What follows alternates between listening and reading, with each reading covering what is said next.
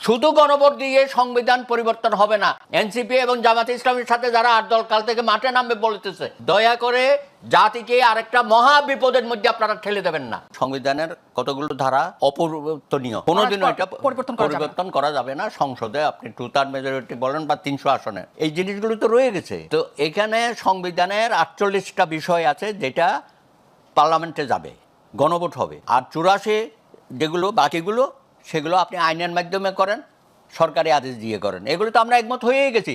খামাখায় সরকার দেরি করেছে কেন? প্রশাসন পরিবর্তন, আপনার সংস্কার, পুলিশ সংস্কার, দুদক সংস্কার, এগুলো তো সংবিধানের বিষয় না।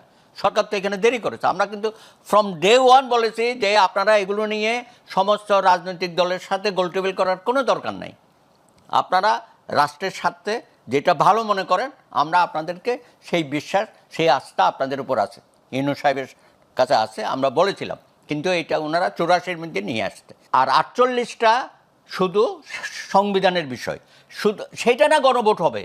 অন্যগুলো তো অটোমেটিক আপনি আইন করে দেন না, কাল থেকে আইন করেন, আদেশ জারি করেন বিভিন্ন দপ্তর থেকে।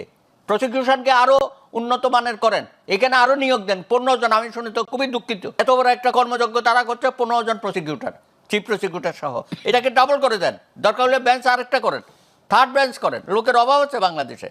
পুরো বিল্ডিং এখন তাদের হাতে, পুরানো হাইকোর্ট বিল্ডিং এখন তারা পেয়ে গেছে, এখানে হাইকোর্টের কিছু নাই। তো তারা এগুলো কাজে লাগাক, সরকার এইসব ব্যাপারে মনোযোগী হোক। আর দেখেন, আপনি গণভোটটা আজকে করলেন, করে কি করবেন?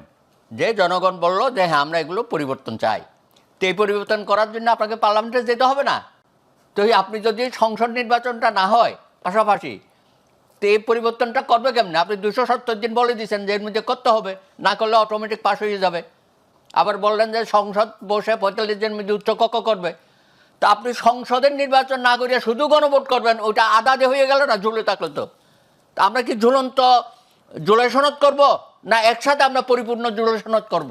আমার তো মনে হয় এখানে তাদের আন্তরিকতার অভাব আছে, অথবা বুঝের অভাব আছে। শুধু গণভোট দিয়ে সংবিধান পরিবর্তন হবে না। আপনি হ্যাঁ না বলবেন যে আমরা এটা চাই, এটা চাই।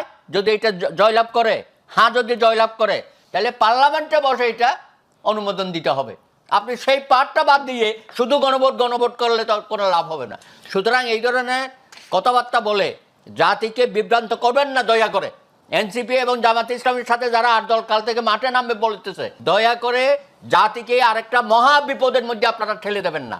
আমরা চাই সম্মানজনকভাবে সকলের অংশগ্রহণের মধ্য দিয়ে জুলাই বিপ্লব, জুলাই আন্দোলন, জুলাই গণ অভ্যুত্থান, এটার যে পরিবর্তন প্রয়োজন আমরা সকলেই একমত হয়েছি। সেই পরিবর্তনটা দ্রুততম সময়ের জন্য করতে গেলে ফেব্রুয়ারিতে